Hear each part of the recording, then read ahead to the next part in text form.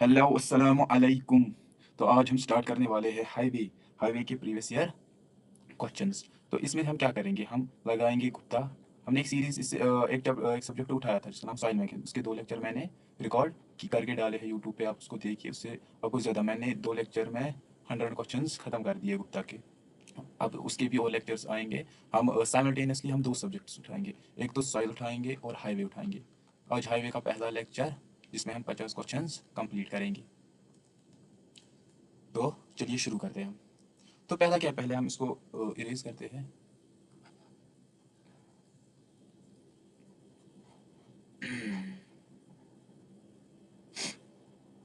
हम्म, तो चलिए। तो हम क्या, Nagpur road plan formula were prepared by assuming. कह रहा है कि जो नागपुर रोड प्लान है उसमें से हमने कौन सा पैटर्न चूज किया था। हमें पता है 20 ईयर रोड प्लान के कितने प्लान थे। एक पहला था नागपुर रोड प्लान, जो स्टार्ट कब से हुआ था, 1943 से लेकर 1960।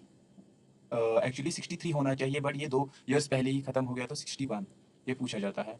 और इसमें हमने क्या किया, एक तो हमने star and grid pattern select किया, और डेंसिटी क्या थी रोडों की, कि हर 16 किलोमीटर पर 100, मतलब 100 किलोमीटर स्क्वायर में हमने 16 किलोमीटर रोड बनाने ही बनाने हैं। और इसमें से हमने क्या किया, हमने रोड्स को क्लासीफाई किया। पहला आता है नेशनल हाईवे, दूसरा आता है इसमें स्टेट हाईवे, तीसरा आता है मेजर डिस्ट्रिक्ट रोड MDR, और चौथा आता है ODR अदर डिस्ट्रिक्ट रोड, और तीसरा आता है, पांचवा आता है अर्दन रोड। तो ये फिर आया, एक मिनट। हाँ, बस हाँ, इतना ही काफी है। फिर दूसरा आया 1961 से लेकर 1981 तक, उसका नाम था बॉम्बे बॉम्बे रोड प्लान। इसमें हमने क्या किया, इसमें हमने एक तो 1600 फर्स्ट टाइम 1600 किलोमीटर हमने क्या इंट्रोड्यूस किया, एक्सप्रेस वे। और और डेंसिटी क्या रखी, 32 किलोमीटर पर 100 किलोमीटर स्क्वायर। तीसरा आया फिर तीसरा आया लखनऊ रोड प्लान।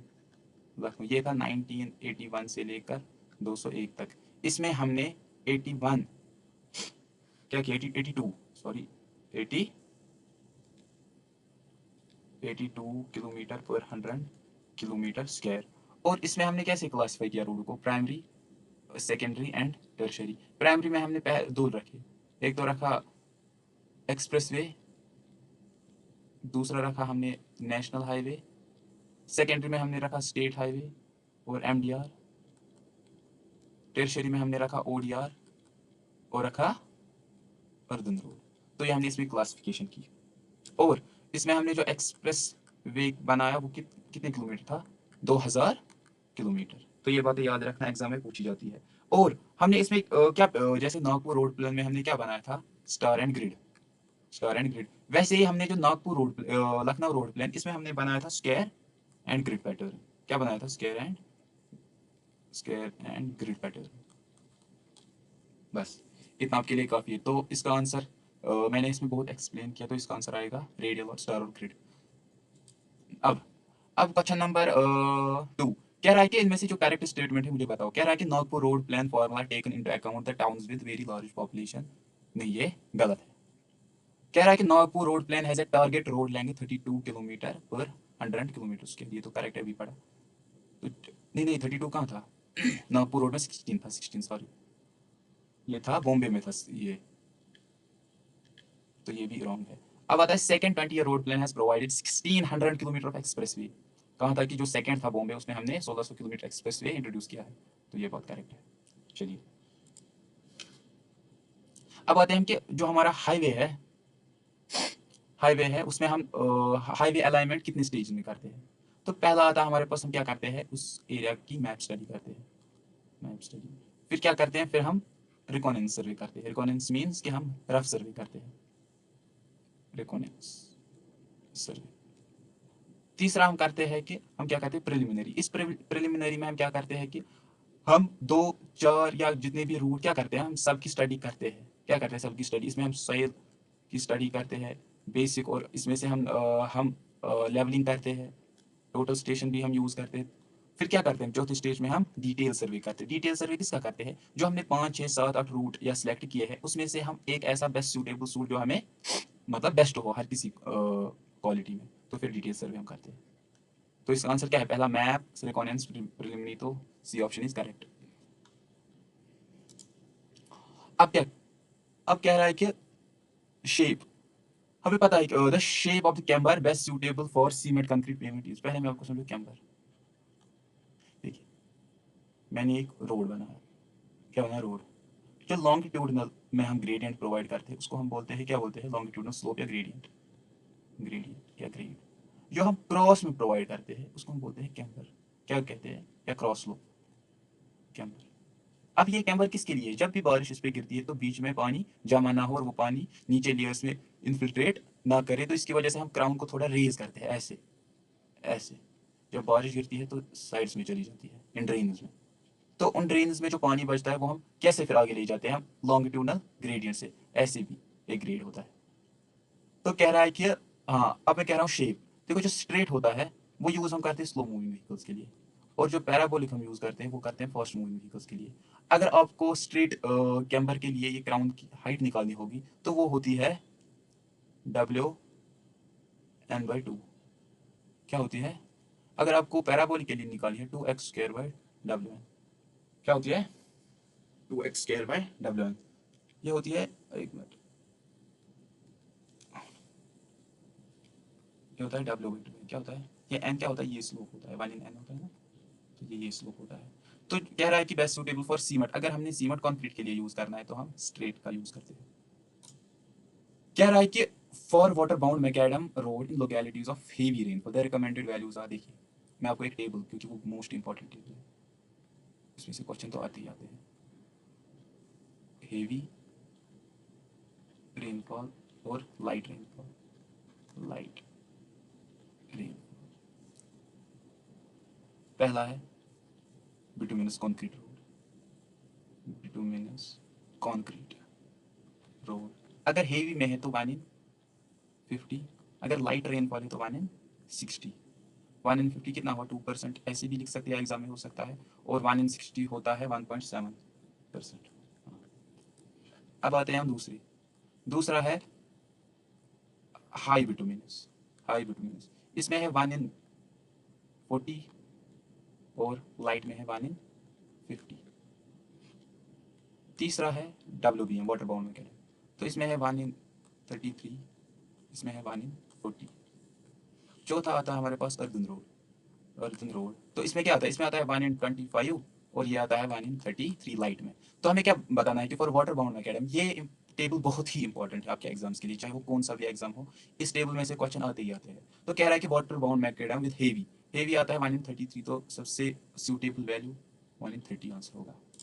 कह रहा है कि the stopping sight distance depending upon, देखो स्टॉपिंग साइड डिस्टेंस क्या होती है, जब भी मेरी कोई व्हीकल चल रही है, क्या चल रही है, तो वो एक ऐसी सेफ डिस्टेंस होती है एक ऑब्जेक्ट से, या किसी ऑब्जेक्ट होगा या दूसरी गाड़ी भी हो सकती है, वो कौन सी एक safe stopping side, safe distance है कि मेरी व्हीकल आराम से स्टॉप हो, तो वही होती है स्टॉपिंग साइड डिस्टेंस। अगर मैं बात करूं इसमें हाइट की, तो ड्राइवर्स आई, ग्राउंड से ड्राइवर्स आई की लेवल होती है 1.2, और हम बात करेंगे जो ऑब्जेक्ट की होती है वो होती है 0.15, ये याद रखना, इसी को पासिंग साइड भी बोलते हैं। तो कहता है कि जो इसकी फॉर्मूला भी मैं बताऊंगा ऐसे, तो 0.287 वी होता है स्पीड, टी होता है टाइम, प्लस v²/254 एफ होता है कोफिशिएंट ऑफ फ्रिक्शन जो हम 0.15 लेते हैं। तो ये इंपॉर्टेंट फॉर्मूला है। कह रहा है कि किस पे डिपेंड करता है, एक तो रिएक्शन टाइम पे भी, इसकी एक बहुत ही अच्छी थ्योरी है, पी थ्योरी, PIEV, ये होता है परसेप्शन, इसमें भी क्वेश्चन पूछे जाते हैं, ये परसेप्शन, ये होता है इंटेलेक्शन, ये होता है इमोशन, ये होता है वाइलिशन। तो इस पे तो ये रिएक्शन क्या है, तो रिएक्शन पे भी डिपेंड करता है, स्पीड पे भी डिपेंड करता है, और ब्रेक्स पे तो करता है, तो all of the above is correct. अब आता है, अब आप एक कंसेप्ट, ये एक अच्छा क्वेश्चन है, आप इसके लिए पहले कंसेप्ट समझो, स्किड क्या होती है और स्लिप क्या होती है। एग्जाम्पल से समझाता हूँ, ये एक गाड़ी है, पहले स्किड समझाता हूँ, ये एक गाड़ी है, अब कि ये आपने देखा होगा कि कभी ये मिट्टी में फंसती है, गीली मिट्टी में, तो ड्राइवर क्या करता है, हेवी एक्सीलेटर मारता है, एक्सीलेटर मारता है, तो ये टायर क्या करते हैं, गोल गोल घूमते हैं, गोल गोल घूमते हैं, बट जो व्हीकल है वो आगे नहीं बढ़ती है। क्या करती है, आगे नहीं बढ़ती है। अच्छा, पहले मैं स्किड, मैंने स्लिप समझा दिया, पहले मैं स्लिप स्किड समझा दूंगा। जब भी कोई व्हीकल मूव करती है विद हाई या स्पीड, विद हाई स्पीड, तो जब वो ब्रेक मारती है तो जो टायर होते हैं वो तो रुकते हैं, उनकी सर्कमफ्रेंशियल मूवमेंट बंद होती है, स्टॉप। बट आप देखोगे कि व्हीकल थोड़ा आगे ही रुकता है, तो उसको हम कहते हैं स्किड। जब मेरी सर्कमफ्रेंशियल मूवमेंट स्टॉप हुई, जीरो है या ग्रेटर है, किससे कम है, किससे, व्हीकल की मूवमेंट से, तो हम उसको कहते हैं कि स्किड हुआ है। कि जब भी मेरी सर्कमफ्रेंशियल मूवमेंट टायर की कम है, किससे, व्हीकल से। इसी का उल्टा, जब भी मेरे गीले रेत में गाड़ी फंसती है तो, या स्नो में फंसती है, तो ड्राइवर क्या करता है, एक्सीलेटर मारता है और ये टायर गोल गोल घूमते हैं, बट व्हीकल आगे मुंह नहीं होती, उसको कहते हैं स्लिपिंग। तो क्वेश्चन में कहता है कि व्हेन पाथ ट्रैवल्ड, तो ये क्या कह रहा है कि व्हीकल की movement, when path travelled along the road is more, कि व्हीकल की मूवमेंट ज्यादा है, किससे, सर्कमफ्रेंशियल से। तो जब व्हीकल की ज्यादा होती है तो उसको हम स्किडिंग कहते हैं। अब कह रहा है कि coefficient of friction is less when the pavement is, ये तो सबको पता है कि फ्रिक्शन कब कम होती है, जब हमारे पास रोड क्या होगी, एक तो वेट होगी और स्मूथ होगी। क्योंकि स्मूथ में आप देखोगे कि जब भी हम ब्रेक मारते हैं तो गाड़ी आराम से रुकती नहीं है, या स्लिप भी अक्सर होती है, स्किड भी हो सकती है। अब आता है question number 9, the shoulder provided along the road is should be. देखो शोल्डर किसे कहते हैं, एक रोड है, अब यहाँ पर गाड़ियाँ चल रही है, कभी क्या होता है कि गाड़ी खराब हुई या कोई काम पड़ा, तो एक साइड में एक ऐसा रोड होता है कि आप गाड़ियाँ वहाँ पर स्टॉप कर सकते हो, और ये रोड क्या होता है, इससे रफर होता है, जहाँ से हमारी गाड़ियाँ चलती है उससे रफ होता है, तो इसी को हम क्या कहते हैं, शोल्डर। तो the shoulder along the road should be रफर देन ट्रैफिक lanes। अब बात करते हैं कैम्बर। कैम्बर तो आपको मैंने बताया कि किस लिए प्रोवाइड करते हैं, इफेक्टिव ड्रेनेज के लिए। Compare to level surface on a descending gradient, देखो स्टॉपिंग साइड डिस्टेंस की फॉर्मूला मैं लिखता हूँ, उससे आराम से समझ में जाएगा। 8 VTR प्लस बी स्क्वायर पर 254। अब क्या कह रहा है कि देखो गाड़ियाँ तो कभी भी स्ट्रेट लाइन पे चलती नहीं है, क्योंकि रोड में कभी डिसेंडिंग ग्रेडियंट होता है, कभी असेंडिंग ग्रेडियंट होता है। तो यहाँ पर हम क्या करते हैं, इस एफ पे लगाते हैं प्लस माइनस एन, यही ग्रेडियंट। तो ये प्लस क्या शो करता है और नेगेटिव क्या शो करता है, जब भी हमारे पास असेंडिंग ग्रेडियंट होती है तो प्लस, अगर नेगेटिव ग्रेडियंट है तो डिसेंडिंग। तो क्या कह रहा है, ऑन डिसेंडिंग ग्रेडियंट, तो अगर ये माइनस है, क्योंकि क्वेश्चन में क्या कहा इसने, डिसेंडिंग, अगर ये माइनस है तो ये प्लस हटाओ, प्लस हटाने से क्या होगा कि ये एक्चुअल वैल्यू क्या आ जाएगी, जो डिनोमिनेटर में वो कम हो जाएगी। जो जब डिनोमिनेटर में वैल्यू कम आती है तो एक्चुअल वैल्यू इंक्रीज करती है, तो जो मेरी स्टॉपिंग साइड डिस्टेंस है वो ज़्यादा आ जाएगी, तो the correct answer is more. अब कह रहा है कि on a single lane road with two way traffic, एक सिंगल लेन रोड है विद टू वे ट्रैफिक, यहाँ से भी आ रही है और यहाँ से भी आ रही है। जब भी ऐसा केस हो, देखो दो केस है, या तो दो लेन है और टू वे ट्रैफिक है, इसमें एस एस डी के बराबर होती है। बट जब वन लेन होती है, सिंगल लेन होती है और टू वे होता है, तब जो एस एस डी होता है वो ट्वाइस एस एस डी होता है। जो मतलब एक्चुअल कैलकुलेट करने से जो एस एस डी आता है उसका डबल हमें लेना पड़ता है जब भी सिंगल लेन है, तो इसका करेक्ट आंसर है ट्वाइस। एक, एक। अब आते हैं हम कि the desirable length of overtaking zone as per IRC. पहले मैं आपको पहले एक तो एसएसडी मैंने आपको बता दिया, एसएसडी। दूसरा आता है ओएचडी। ओएचडी क्या होता है, आपने देखा होगा कि ये एक लेन है, एक गाड़ी है इधर, दूसरी गाड़ी चल रही है उसके पीछे, उसके आगे। अब क्या है, अब कोई रोड है, वो एक डिज़ाइन स्पीड पर डिज़ाइन किया होता है, क्या किया होता है, जैसे 90 kmph 100, वो किया होता है। अगर जो कि आगे वाली गाड़ी है उस डिज़ाइन स्पीड से, उसकी स्पीड कम है और ये बराबर अपने डिज़ाइन स्पीड पे चल रही है, तो इसको आगे लाने के लिए इसको ओवरटेक करना पड़ेगा। तो उसी को कहते हैं हम, कितना डिस्टेंस होगा कि ये ओवरटेक आराम से इसको कर जाए, उसी को कहते हैं ओवरटेकिंग साइड डिस्टेंस। अब आता है ओवरटेकिंग जोन। ओवरटेकिंग जोन कभी क्या होता है कि ऐसे ऐसे एक जोन बनाया होता है, ऐसे ऐसे, इसी को हम क्या कहते हैं, ओवरटेकिंग जोन। कि हाँ पहले एक विड्थ थी, फिर बढ़ाई गई, किसके लिए, क्या आराम से ओवरटेक हो। इसी को क्या कहते हैं हम, ओवरटेकिंग जोन। क्योंकि जब भी हम ओएचडी प्रोवाइड नहीं कर सकते तो हम क्या करते हैं, ओवरटेकिंग जोन हम प्रोवाइड करते हैं। और यही ओवरटेकिंग जोन अगर मिनिमम है तो 3 टाइम्स OHD। अगर डिजाइड या मैक्सिमम है तो 5 टाइम्स OHD। अगर हम यही दोनों ना हम OHD प्रोवाइड कर सकते हैं ना ही हम OTZ प्रोवाइड कर सकते हैं, ओवरटेकिंग जोन, तो हम क्या प्रोवाइड करते हैं? हम करते हैं इंटरमीडिएट साइड जोन ISD, और ये बराबर होती है ट्वाइस SSD। ये बात याद रखना। तो इसका करेक्ट आंसर है डिजायरेबल लेंथ होती है 5 टाइम्स।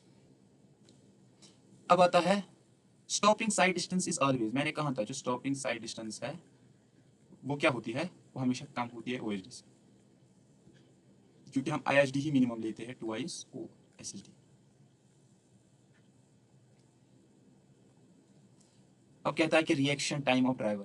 देखो, reaction time of driver increases with increase in speed, decreases with increase in speed, is same at all speed. या ये देखो, जब भी कोई व्हीकल चल रहा है या किसी जैसे 60 km से और आगे कोई ऑब्जेक्ट, अब सेम व्हीकल है बट इसकी अभी स्पीड है 120 km, आपको क्या लगेगा कौन ज़्यादा अनकंफर्टेबल होगा?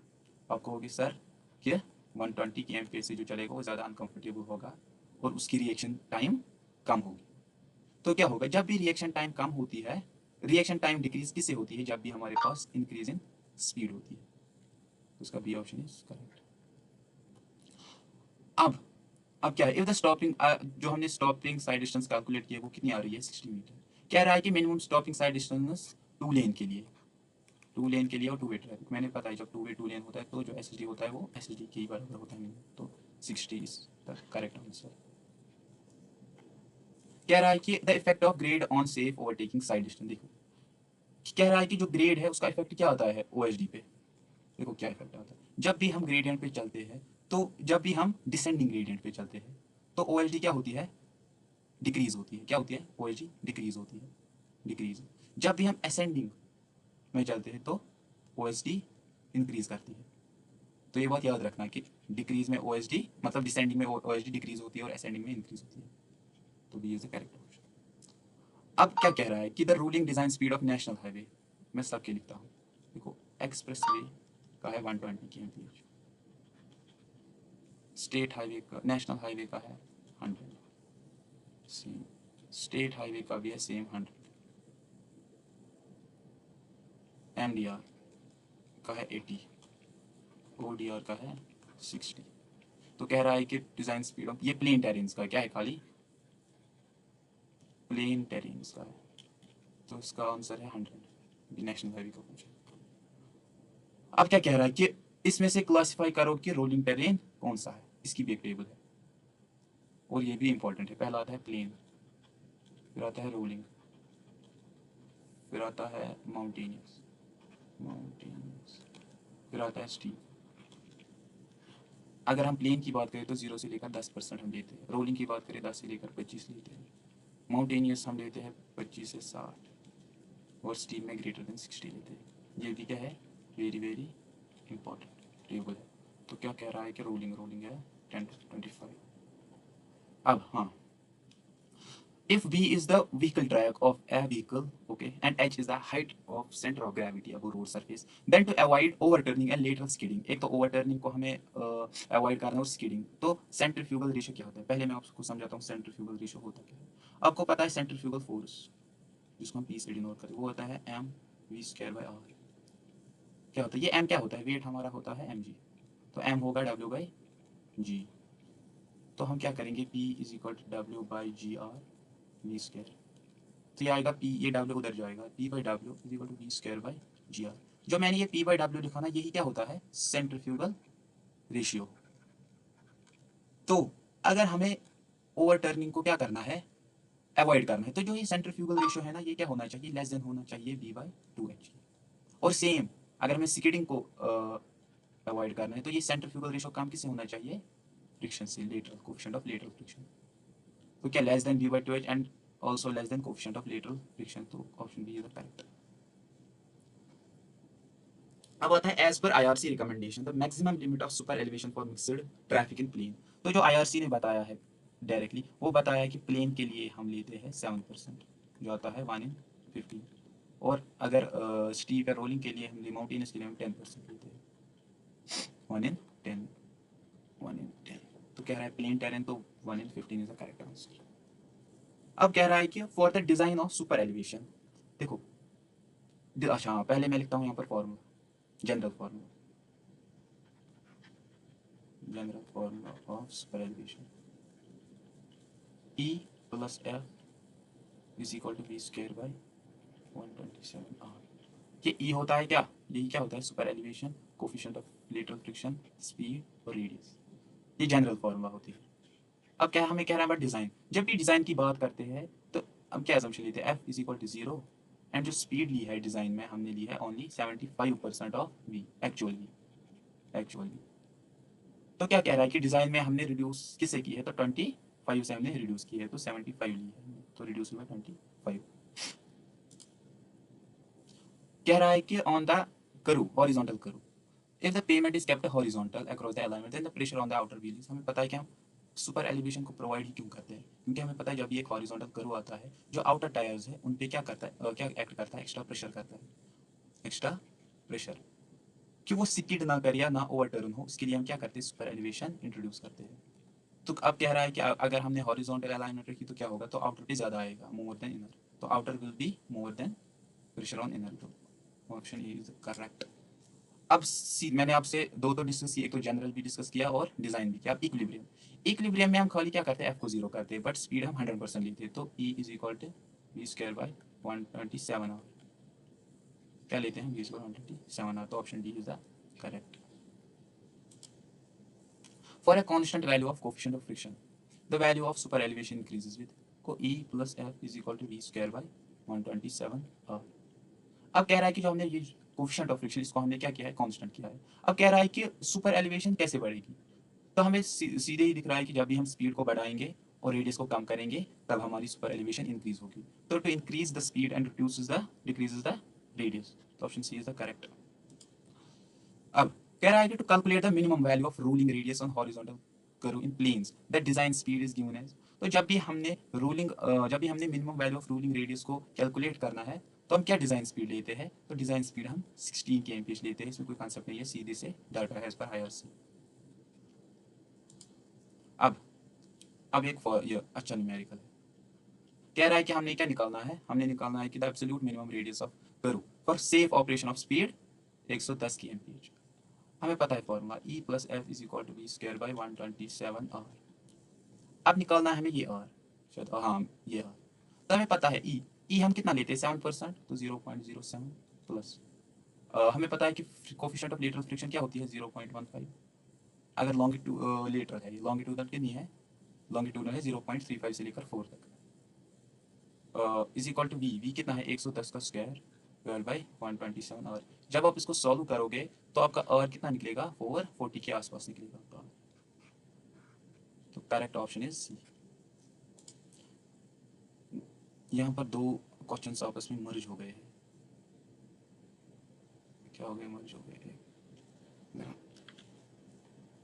हाँ, तो ये क्वेश्चन इसके बाद है, तो ये इसमें है नहीं, तो हम ऊपर वाला पढ़ेंगे। कह रहा है कि the attachment of super elevation bye rotation of payment about inner as of the payment, देखो दो बातें याद रखो, इंपॉर्टेंट बातें, जब भी हम रोटेशन ऑफ पेमेंट करते हैं about inner as, rotation of payment about inner, तो वहाँ क्या होती है, वहाँ हमारे पास जो ड्रेनेज प्रॉब्लम है वो अवॉइड होता है, मतलब ड्रेनेज एफिशिएंट होती है। बट जब हम रोटेशन ऑफ पेमेंट क्या करते हैं, सेंटर लाइन में करते हैं, तो सेंटर लाइन में हमें क्या एक बेनिफिट मिलता है कि जो हमारे पास एक्सक्यूवेशन है वो बैलेंस होती है अर्थवर्क की, बैलेंस द अर्थवर्क। तो अगर इनर है तो क्या करती है, ड्रेनेज को इम्प्रूव करती है, बट अगर सेंटर लाइन में है तो बैलेंस अर्थवर्क करती है। अभी इनर का पूछा है तो हम कहाँ गया, हाँ ये,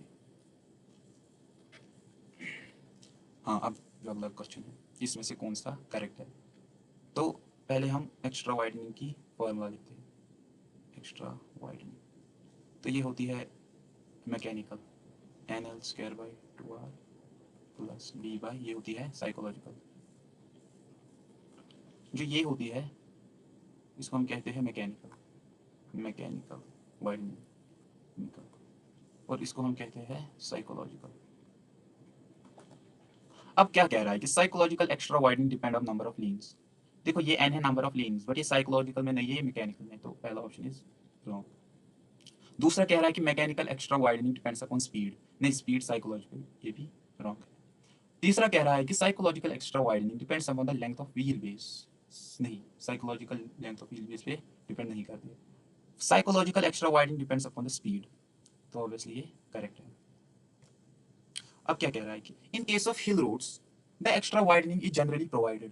देखो तीन बातें याद रखना, तीन बातें सबसे इंपॉर्टेंट है और एग्जाम में पूछे।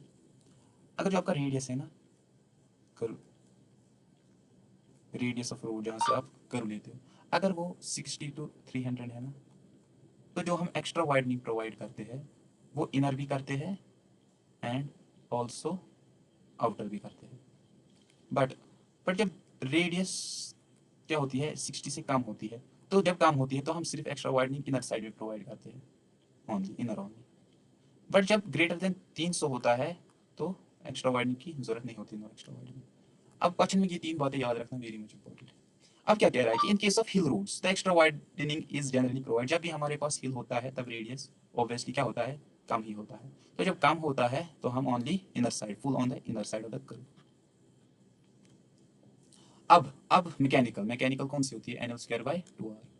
कह रहा है कि जो विड्थ है रोड की वो क्या है 10.5, तो 10.5, तो हमें पता है लेन की कितनी होती है 3.5, तो नंबर ऑफ लेन्स कितने हैं 3 है, तो 3l स्क्वायर बाई 2r, किधर लिखा है l square by 2r, 2l square by 3r, l square by r 2r, जो ये है ना यहाँ पर ये उल्टा है, ये है 3l स्क्वायर बाई 2r, तो ये करेक्ट है। अब कह रहा है कि जो ट्रांजिशन करो है used in horizontal alignment as per highway, कैसे मैं आपको डिफाइन करता हूँ। अगर हम ट्रांजिशन करो हाईवे के लिए अलाइन करते हैं, और हाईवे ट्रांजिशन करो और हाईवे अलाइनमेंट, तो ये हम करते हैं स्पाइरल। बट अगर ये ट्रांजिशन करो रेलवे के लिए तो ये हम करते हैं क्यूबिक पैराबोला से, क्या करते हैं क्यूबिक पैराबोला से, तो याद रखना स्पाइरल हाईवे के लिए। अब कह रहा है कि for design that length of transition करो शुड बी टेकन एज, देखो पहला जब भी हम लेंथ ट्रांजिशन करो की निकालते हैं ना तो तीन चीज भी निकालते हैं, एक तो based on centrifugal acceleration, based on centrifugal acceleration, rate of change of centrifugal basically, और based on rate of change of super elevation, rate of change of super elevation। तीसरा है as per IRC, as per IRC. तो इनमें से जो maximum होता है ना वो हम लेते हैं। अब यहाँ पर दो दिखाए तो हम हायर ए एंड बी जाएंगे।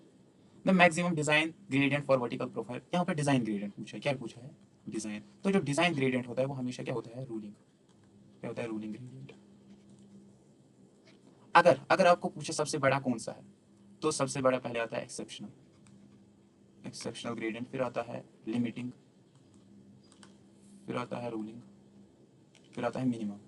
मिनिमम हम क्या ड्रेनेज पर्पज से यूज करते हैं मिनिमम ग्रेडियंट। जो एक्सेप्शनल ग्रेडियंट है इसमें एक चीज़ है कि ये हम सिर्फ 100 मीटर की स्ट्रेच में प्रोवाइड करते हैं, ऐसे 100 ऐसे 100 ऐसे।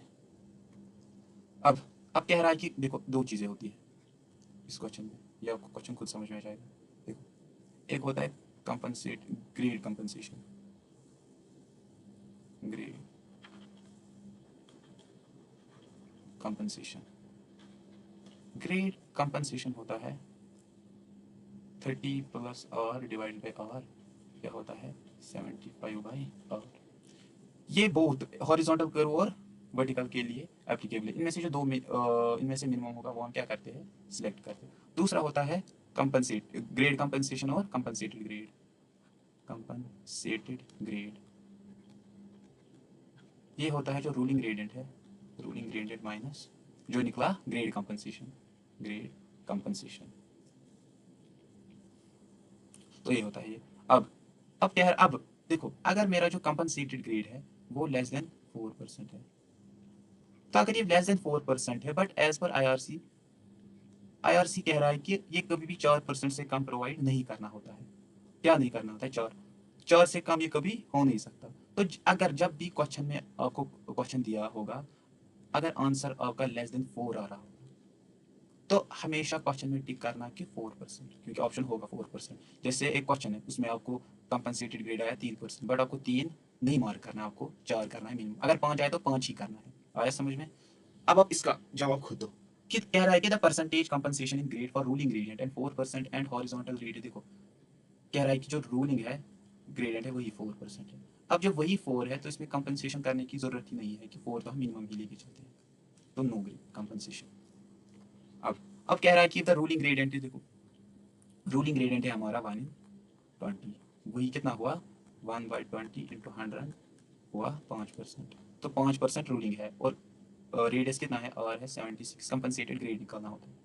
तो पहले हम निकालते हैं ग्रेड कंपनसेशन। ग्रेड कंपनसेशन हम कैसे निकालते हैं, दो, एक तो 30 प्लस आर बाई आर और 75 बाई आर, इनमें से जो मिनिमम आता है वो लगभग आएगा 0.9, क्योंकि हम जनरली इसको चूज करते हैं। तो 75/76 कितना आएगा, लगभग 0.9 आएगा।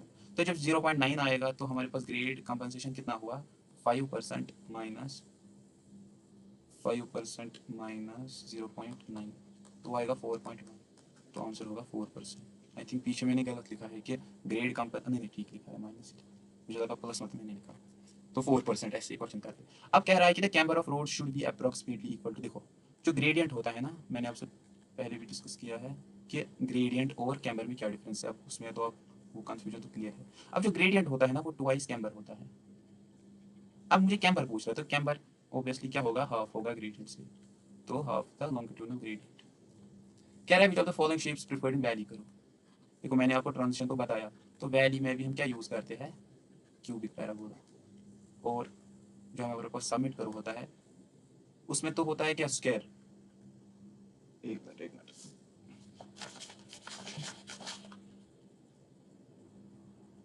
हाँ शेप तो होती है क्या, शेप तो हम शेप तो सर्कल होती है, बट प्रेफर क्या हम करते हैं, पैराबोलिक प्रेफर करते हैं इसमें। तो इसमें क्या आएगा आंसर, क्यूबिक पैराबोला। कह रहा है कि the value of ruling gradient in plain area as per IRC. जब भी रूलिंग ग्रेडियंट की बात करें प्लेन में तो हम क्या करते हैं, 1/30 लेते हैं, ये भी सीधे सीधे डाटा है। कह रहा है कि इन केस ऑफ सबमिट करो the deviation angle will be maximum. देखो अब कह रहा है, क्या कह रहा है कि जो एन की फॉर्मूला होती है G1 माइनस G2। अब कह रहा है कि इस एन की वैल्यू कब मैक्सिमम होगी, आपको पता है कि इस एन की वैल्यू तब मैक्सिमम होगी जब ये G2 नेगेटिव होगा, क्योंकि नेगेटिव नेगेटिव क्या हो जाएगा, पॉजिटिव। तो क्या कह रहा है कि हमें पता है कि असेंडिंग हम क्या लेते हैं, पॉजिटिव, तो G1 पॉजिटिव आया, बट यहाँ पर फॉर्मूला का माइनस, डिसेंडिंग में हम क्या लेते हैं, माइनस, तो G2। तो ये क्या आएगा, एन G1 प्लस G2, तो मैक्सिमम वैल्यू आएगा जब हमारे पास एक तो असेंडिंग होगा दूसरा डिसेंडिंग होगा, तो an ascending meets and with descending gradient. सीधे ही फॉर्मूला पूछी गई है कि वैली कर्व की, वैली कर्व में जब हम क्या निकालते हैं, total length of valley curve, तो वो होती है, क्या होती है, वो होती है 0.38 NV क्यूब और रेज पावर 1/2, तो ये फॉर्मूला होती है। तो B option is correct, B option is NV 1/2 0.3। अब कह रहा है कि इफ एन असेंडिंग ग्रेडियंट, एक असेंडिंग ग्रेडियंट है G1 1/50 मतलब 2%, और डिसेंडिंग ग्रेडियंट है G2 1/50 सेम 2%। कह रहा है कि लेंथ ऑफ सबमिट करो निकालना है हमें, और SSD दे के है, SSD दे के है 80 मीटर। तो हमें पता है जब भी हम सबमिट करो निकालते हैं तो फॉर्मूला क्या होती है, NS²/4.4। क्या होती है, NS²/4.4। अगर हमारे पास ये SSD की जगह, एक और एक्सेप्शन है, अगर इस SSD जगह हमें क्वेश्चन में OHD दिया होगा तो फॉर्मूला हम लेंगे NS²/9.5। तो याद रखना अभी सब ये एसएसडी का पूछा है। तो एन क्या आएगा, असेंडिंग मीट डिसेंडिंग तो प्लस ही करेंगे, तो 0.04 इंटू 80 का स्क्वायर डिवाइड बाई 4.4, तो ये आएगा 0.04 इंटू 64, एक और 20, हाँ डिवाइडेड बाई 4.4, तो ये 20 तो 20, तो 4 इंटू 64 डिवाइड बाई 4.4, तो ये 60 वैल्यू आ जाएगी अप्रोक्सीमेटली। कह रहा है कि हाईवे फैसिलिटीज और डिजाइनर फॉर, जो हाईवे हम डिजाइन करते हैं वो हम करते हैं किससे, 30th हाईएस्ट आवर वॉल्यूम। तो सी कैसे करते हैं, देखो क्या होता है ये, देखो एक साल का हम डेटा लेते हैं, एक साल का डेटा लेते हैं कैसे हम, कि हाँ 1 जनवरी है ये, और सुबह के 7 से लेकर 8 तक इतनी गाड़ियाँ चली, से एक्स से 1200, और इसी 2 जनवरी से लेकर नहीं, इसी 1 जनवरी, इसी 1 जनवरी 8 से लेकर 9 तक, तो देखो 365 इंटू 24 इतने आवर निकलते हैं। तो हम क्या कहते हैं ऐसे 9 to 10, 10 to 11, जो जो 30th पे होता है, जैसे कोई आया कि किसी दिन जून, पहले हम इसको क्या करते हैं, एक असेंडिंग ग्रेडियंट में हम क्या करते हैं इसको, पहले सबसे बड़ा, फिर उससे छोटा, फिर उससे छोटा, फिर उससे छोटा, फिर उससे छोटा, क्या करते हैं हम, अलाइन करते हैं। फिर जो 30 नंबर पे आता है हम उसके लिए डिज़ाइन करते हैं। एक तो वो इकोनॉमिकल रहता है, क्या रहता है, इकोनॉमिकल रहता है। तो अब क्या हम कह सकते हैं कि जो 30th हाईएस्ट आवरली वॉल्यूम है, वो क्या होता है कि ओनली एक साल में 29 ऐसे घंटे होंगे जिसमें ट्रैफिक जाम देखने को मिलेगा, क्योंकि इसके लिए तो हमें बनाया, डिज़ाइन नहीं किया है कि 29 के लिए, हमने डिज़ाइन किया है 30 के लिए, 30 के लिए। ओके, समझ में आया।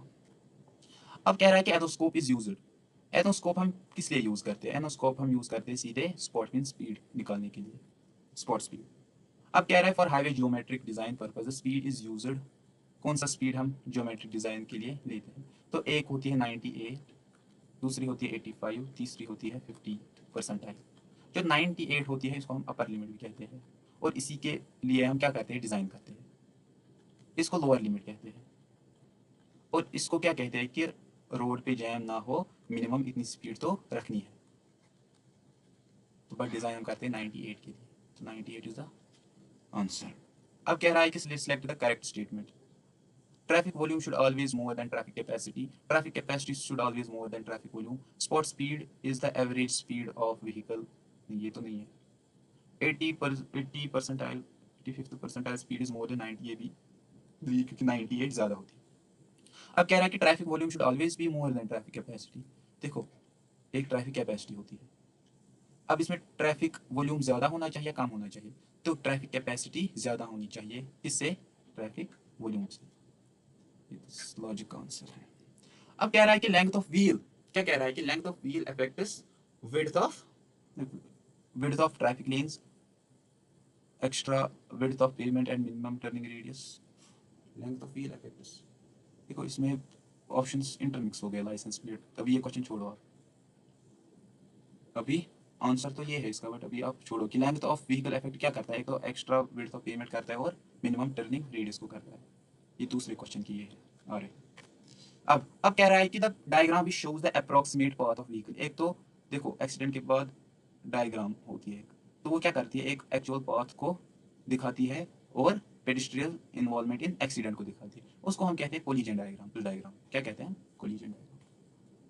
कह रहा है कि with increase in speed of the traffic stream, जब हम अपनी ट्रैफिक स्ट्रीम में हम स्पीड को इंक्रीज करेंगे, the minimum spacing between vehicle, जो स्पेसिंग बिटवीन व्हीकल्स पता है क्या होती है, फर्स्ट तो डिक्रीज होती है, क्योंकि जब ये तेज चला ये कम हो जाएगी, जब ये एक ऑप्टिमम स्पीड पे पहुंच जाएगी तो फिर क्या होगा, फिर इंक्रीज करेगी।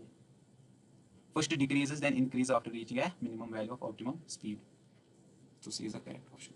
कह रहा है कि the maximum width of vehicle कितनी होनी चाहिए एज पर आई, तो होनी चाहिए 2.44। तो हमारे आज के 50 क्वेश्चंस कंप्लीट हुए। Thank you for joining the session. तो फिर कल हम मिलते हैं और 50 क्वेश्चन के साथ। Thank you very much.